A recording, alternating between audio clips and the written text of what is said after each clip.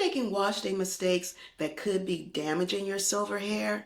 Wash day should be a relaxing, rejuvenating self-care experience.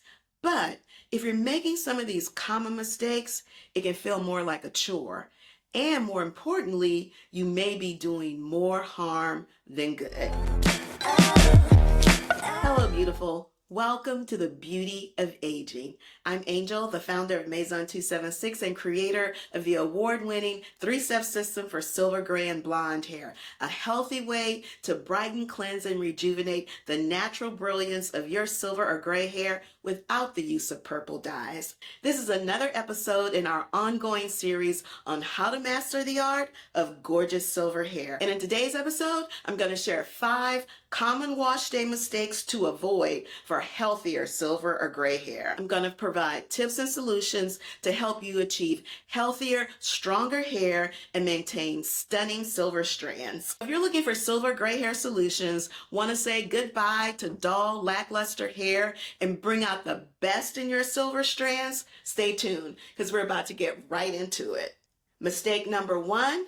Improper shampoo techniques. More often than not, we begin by applying shampoo to our hair. But remember, in order to have healthy hair, we have to begin with a healthy scalp. And if we're not properly cleansing the scalp, then it's impossible to have optimal hair health and hair growth. So here's the proper technique. First, begin by completely soaking the hair. And depending on your length, begin finger detangling. Now, if you're using the Maison 276 3-step system, you've already started with step 1, the clarifier, and you've rinsed that and you're ready to move on to the shampoo. So your hair is completely drenched anyway. But if you're starting with just the shampoo, you want to completely drench your hair. And again, depending on length, finger detangle. Then you want to apply the shampoo to your scalp. Start by shampooing the roots first. And instead of using your nails or your fingertips for optimal results, use a shampoo massage brush.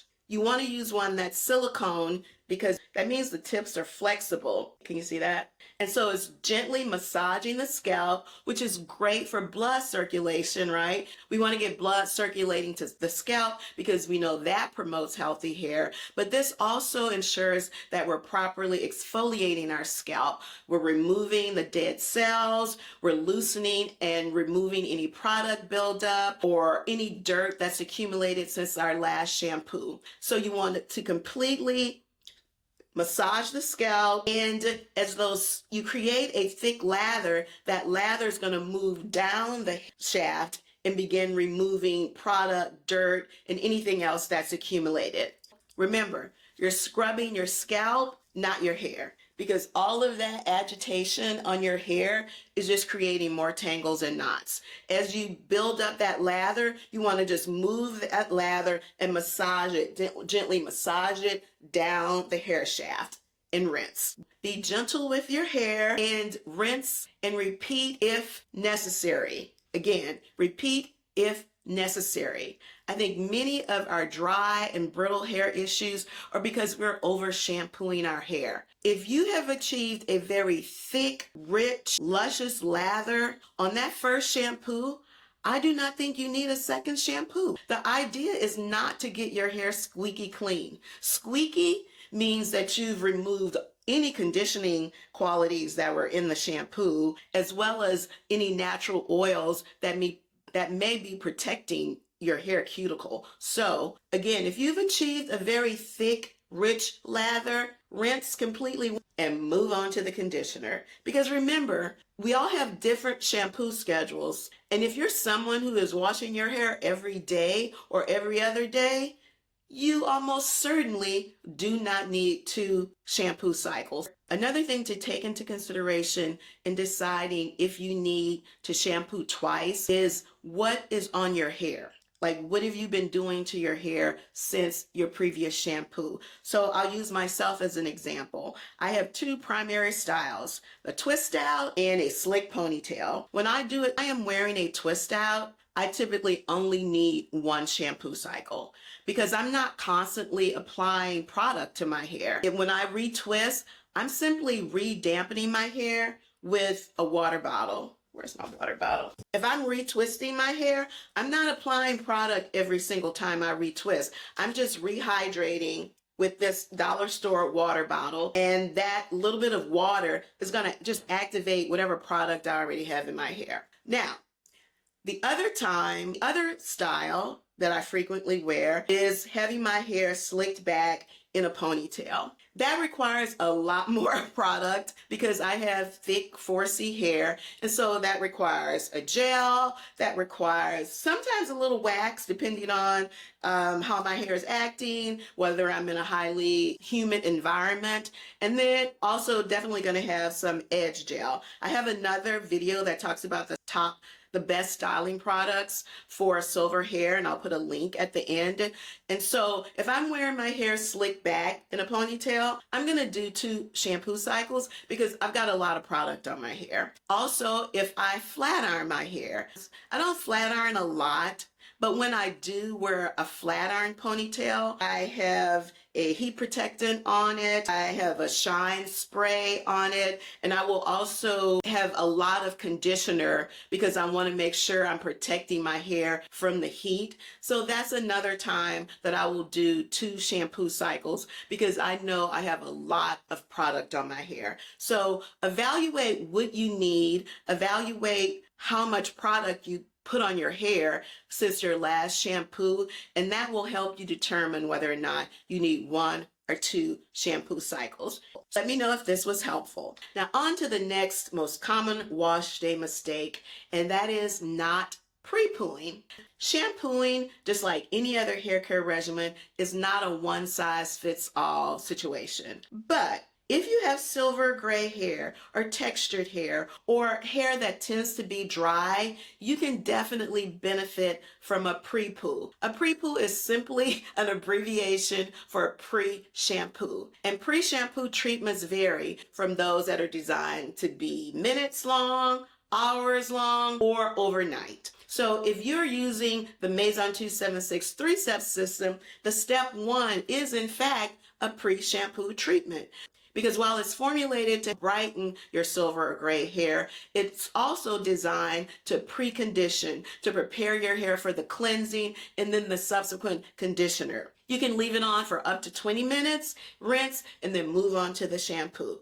For a little bit longer treatment, you can use either a hair mask, a deep conditioner, or oils. The proper way to use those treatments as a pre-shampoo is to rinse the hair, apply the conditioner, the hair mask, or the oil, cover with a plastic cap, and you can leave it on for 1, 2, 3 hours, however long you want, and then rinse and shampoo. You can also use these treatments as an overnight treatment. So in addition to the shower cap, you will want to wrap your hair in a scarf to make sure you're not ruining your bed linens. Personally, I can't sleep with a shower cap on. That heat would just drive me insane. But if that works for you, it's fabulous. You get up and you rinse your hair, shampoo and condition, and go on with your life. Another thing that I do that's it's not a pre-poo, but it's a way that I get extra conditioning is that after I shampoo, I will use the Restore conditioner, and then I'll put my hair in Bantu knots, and I will just literally leave it like that for a whole day.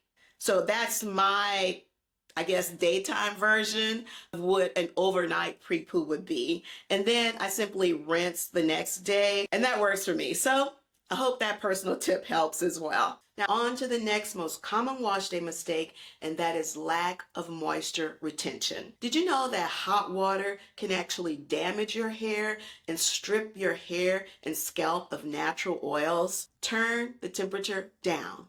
When washing your hair, think of it this way. This water is perfect for bathing a baby. That is ideally the perfect temperature for washing your hair and maintaining moisture retention. Our hair is at its most hydrated state where we're shampooing and conditioning our hair.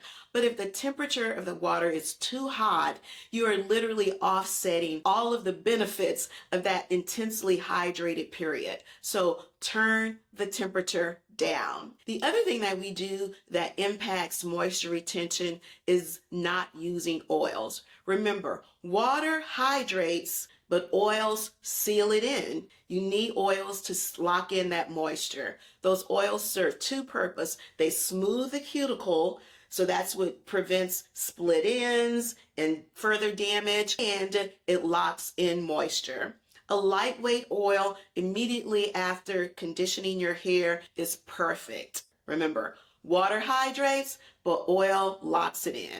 Now on to our next most common wash day mistake, and that is poor ingredient choices. It's important to remember that our hair is just like our skin. It changes as we mature. It's just a natural function of aging. And when our hair stops producing melanin, the thing that gives it color, those issues, that dryness and brittleness, can be exacerbated. More than ever, our ingredient choices are important. Specifically, ingredients to avoid. We want to avoid purple shampoos because those purple shampoos stain our hair because you're applying color to colorless hair, which requires extra washing, extra shampooing, which means you're further drying out your hair, which is why the Maison 276 three-step system is so important, because it's designed for silver and gray hair, but it doesn't have the purple shampoos. All of the products are white, so it completely eliminates all that double, triple shampooing to remove those purple dyes. Other ingredients we want to avoid: sulfates, phosphates. Remember, phosphates are the active ingredients in your detergents.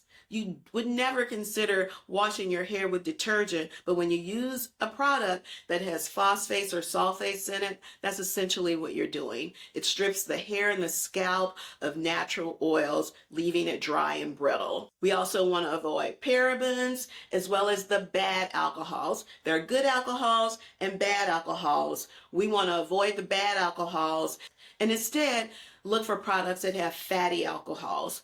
I'm going to leave a complete list of all of these ingredients to avoid in the description, as well as a link to another video where I go into a lot more detail about 5 ingredients to avoid for healthy silver hair. So remember, we've got to be intentional about our ingredient choices. Now, the 5th and final common wash day mistake might surprise you. It is lack of patience. Yep, lack of patience.